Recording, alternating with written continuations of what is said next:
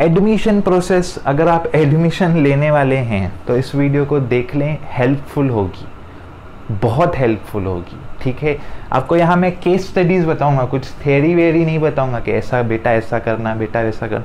Case study बताऊंगा कि कितने वर्स्ट सिचुएशंस हो चुकी हैं स्टूडेंट्स के साथ टॉप आने के बाद भी। ठीक है, सो स्टार्ट करते हैं मेरी ही केस स्टडी से।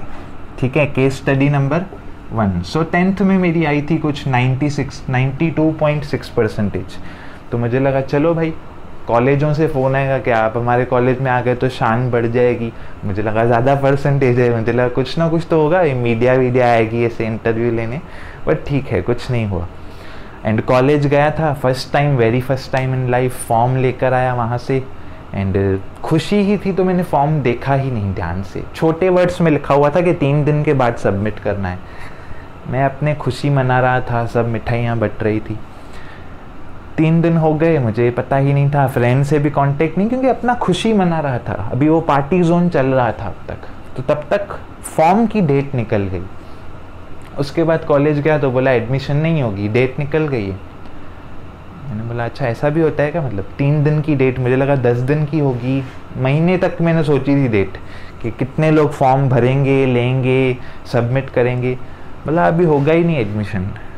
मैंने बोला 92.6, बोला हाँ तो क्या हुआ।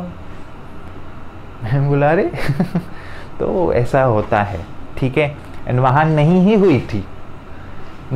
हुई थी। फिर इन्फ्लुएंस के थ्रू मैनेजमेंट कोटा से होने वाली थी। एंड ऑनलाइन उन्होंने बोला कि अभी इस साल ऑनलाइन 5% कोटा रखा है, उसमें आता है तो ठीक है, और ना मैनेजमेंट कोटा से इन्फ्लुएंस चल चुका था तो ऑनलाइन में हो गई, वो भी सेकंड लिस्ट में नाम आया। ठीक है, सो ये है केस स्टडी 1। मार्क्स मैटर नहीं करती हैं अगर आपने गलती की है तो, मार्क्स मैटर नहीं करती हैं अगर आपने गलती की है तो। केस स्टडी 2, चलो फिर से मेरी ही बताता हूँ। अब ग्रेजुएशन हो गई, फिर से टॉप आया, फिर से मेडल मिला, सब चीज़ें फिर से हुई। मैंने बोला यार अब 11th में ये सब चीज़ें हुई थी, अभी पोस्ट ग्रेजुएशन में कौन क्या कंपटीशन होगा, और मैं खुद टॉपर हूँ तो मेरे से ऊपर कौन होगा। अब पहले 500 लोग थे क्योंकि आबादी ज़्यादा है, अब पूरे शहर में फर्स्ट आया हूँ, सेकंड आया हूँ। जो फर्स्ट आया है वो 1 साल गैप लिया हुआ है और मेरा जिगरी दोस्त है, तो मैं क्लेम कर सकता हूँ कि मैं फर्स्ट आया हूँ। ठीक है, तो मैंने एक ही जगह फॉर्म भरा, एक ही जगह। हुआ क्या, 15 दिन बाद वहाँ गए, दूसरी जगह भरा ही नहीं। कॉन्फिडेंस था ना यार कि ऐसा कैसा नहीं होगा। गया वहाँ, लिस्ट लगी, देखा मेरा नाम ही नहीं। मैंने बोला ये क्या लॉजिक है। एंड जिनका नाम था उनकी मार्क्स मेरे से कम थी, तो बोला रिजर्वेशन है। मैंने बोला ऐसे कैसे, इन हाउस रिजर्वेशन, मतलब जो उस कॉलेज के हैं उनको पहले प्रेफरेंस। तो मैंने बोला अच्छा ऐसा भी होता है क्या, बोला हाँ होता है। ठीक है, फटाफट ट्रेन पकड़ी, भागा, जितने जगह फॉर्म भर सका भर के आया। एंड वहाँ दूसरे कॉलेज में लिस्ट लगी, वहाँ नाम नहीं। मैं फिर पूछा क्यों, बोला कि रिजर्वेशन है, SC ST OBC ओपन को एक ही सीट है और वो एक सीट में आपसे किसी की ज़्यादा परसेंटेज है। मैं बोला वो ऐसा भी होता है ठीक है। एंड फाइनली किसी ने एडमिशन कैंसिल कराई तो मेरी एडमिशन उसी कॉलेज में हुई।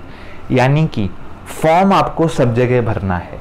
सेकेंड लेसन आज का, फॉर्म आपको सब जगह भरना है, कहाँ का भी हो। पता है इस कॉलेज में नहीं लूँगा मैं, फ्री में भी दें तो भी नहीं लूँगा, तो भी उस जगह का आपको फॉर्म भर के रखना है। ये वेस्ट करने हैं पैसे, क्लियरली बता रहा हूँ, वेस्ट करने हैं। केस स्टडी 3, मेरी फ्रेंड ने नीट एग्ज़ाम दिया एंड नीट के पहले जो फॉर्म भरते हैं उसमें सिर्फ MBBS कॉलेजेस डाले, क्योंकि उसे MBBS ही चाहिए था, या MBBS नहीं, उसे डॉक्टरी चाहिए था, बट उसको दिमाग में नहीं आया। तो उसने क्या किया, सिर्फ MBBS के कॉलेजेस डाले जो भी थे।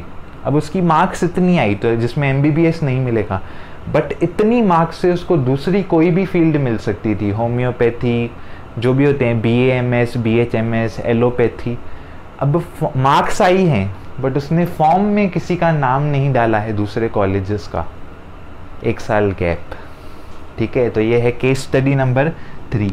फॉर्म सब कॉलेजेस का नाम डालो यूनिवर्सिटी के वेबसाइट पे, और 2 तरीके के फॉर्म होते हैं। एक होता है यूनिवर्सिटी फॉर्म, कि आप यूनिवर्सिटी में डाल रहे हो, जैसे मुंबई यूनिवर्सिटी, आप वहाँ डाल रहे हो कि मैं एडमिशन लूँगा इस कॉलेज में, दूसरा होता है कॉलेज फॉर्म, ठीक है। दूसरा क्या होता है? कॉलेज फॉर्म, मतलब उस कॉलेज में कि मुझे यहाँ एडमिशन चाहिए। दोनों फॉर्म जब तक नहीं भरे हैं नहीं होगा काम। Case study number 4, BSc mathematics की 3rd रैंकर बॉम्बे गई एंड यहाँ उसने एक जगह फॉर्म भरा था एक कॉलेज में, ठीक है। एंड वहाँ उसको दूसरे जगह आ गया, बड़े कॉलेज में उसका नाम आ गया, नाम किसी का भी नहीं ले रहा हूँ कॉलेज का, एंड उसका नाम आ गया, ठीक है। तो उसने यहाँ से एडमिशन कैंसिल कराई क्योंकि पहले वाले राउंड में इसमें नाम आया था। तो अगर आप पहले वाले राउंड में जिसमें नाम आया उसमें कैंसिल कराते हो तो फिर से आपकी एडमिशन उसमें नहीं होती है। तो यहाँ से उसने ऑफिशियली एडमिशन कैंसिल करा दी क्योंकि बड़े वाले कॉलेज में नाम आ गया, ठीक है। नाम आ गया, वहाँ गई, वहाँ डिटेल सबमिट की, टॉपर थी, केटी का यहाँ फेल होने का सवाल ही नहीं था। तो उन्होंने बोला पीडीएफ कहाँ है? पीडीएफ मतलब मार्कशीट के पहले पीडीएफ मिलती है। तो वो यूनिवर्सिटी से जो पीडीएफ आई थी उसमें प्रिंटिंग मिस्टेक थी। क्या थी? प्रिंटिंग मिस्टेक, और एफ लिखा हुआ था। होना क्या चाहिए? पी होना चाहिए, बट लिखा क्या था? एफ। उन्होंने बोला सॉरी एडमिशन नहीं होगा, आप फेल हैं। उसने बोला ये क्या हो गया, मतलब सोचो क्या हालत हुई होगी। उसने बोला नहीं ऐसा नहीं है, वैसा है, मार्कशीट है। बोला नहीं हम पीडीएफ देखेंगे। अब पीडीएफ में वो प्रिंटिंग मिस्टेक थी।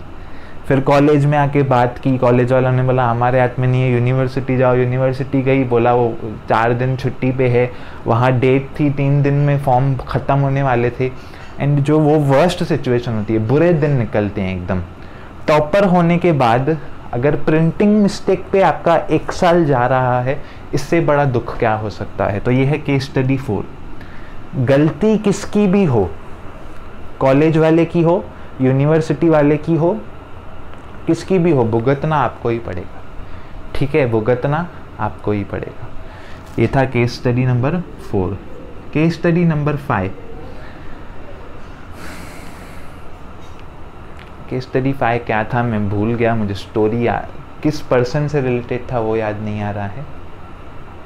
हाँ, अब इंजीनियरिंग 2 साल पहले की बात है। इंजीनियरिंग का एडमिशन प्रोसेस था, तो मोबाइल नंबर से रजिस्ट्रेशन थी। मोबाइल नंबर पे ओटीपी आएगा, फिर आप अपना लॉगिन आईडी खोल के फॉर्म फिलिंग कर सकते हैं। अब यहाँ पर क्या हुआ,